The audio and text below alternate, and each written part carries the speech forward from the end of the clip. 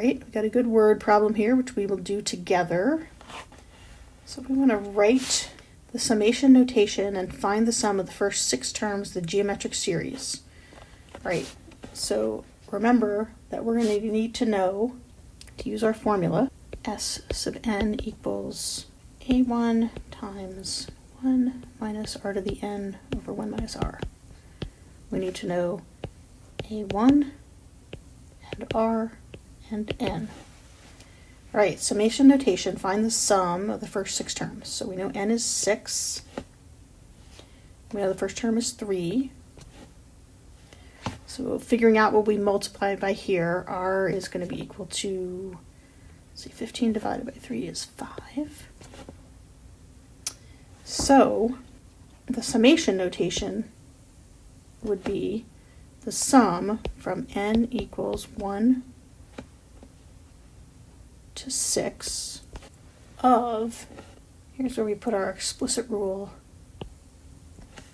for what a sub n is. So a sub n is equal to a1 times r to the n minus 1. That's our geometric rule. So a sub n is equal to 3 times 5 to the n minus 1. So what goes in here is 3 times 5 to the n minus 1.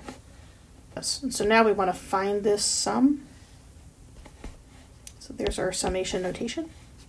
So S6 is going to equal a1, which is 3, times 1 minus 5 raised to the 6 over 1 minus 5, which ends up equaling 11,718. And when we're together, we'll do some of this, because it's actually tricky to make sure you're doing the arithmetic correct.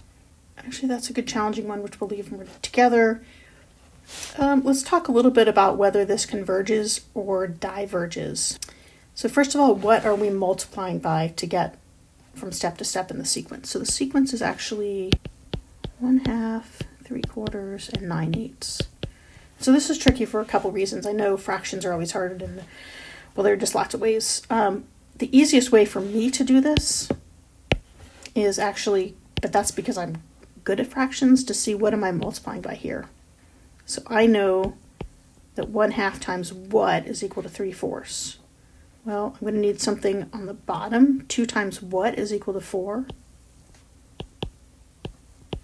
And so I know it's 2 on the bottom, and 1 times what is equal to 3 is 3/2. So I know I multiplied by 3/4 there. So let's see if it's the same in the next.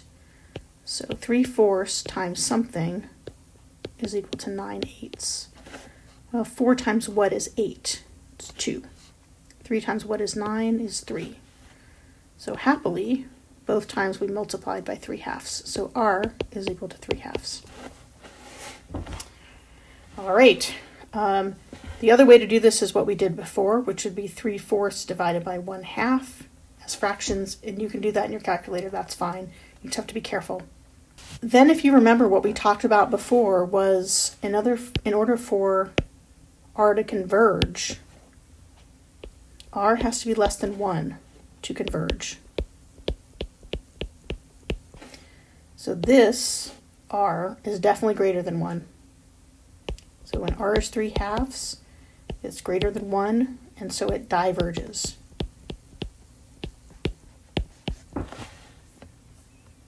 Which is kind of a happy answer, because then we don't have to do the work. All right, got a couple more things that we'll work through in class together, but this will hopefully give you a start.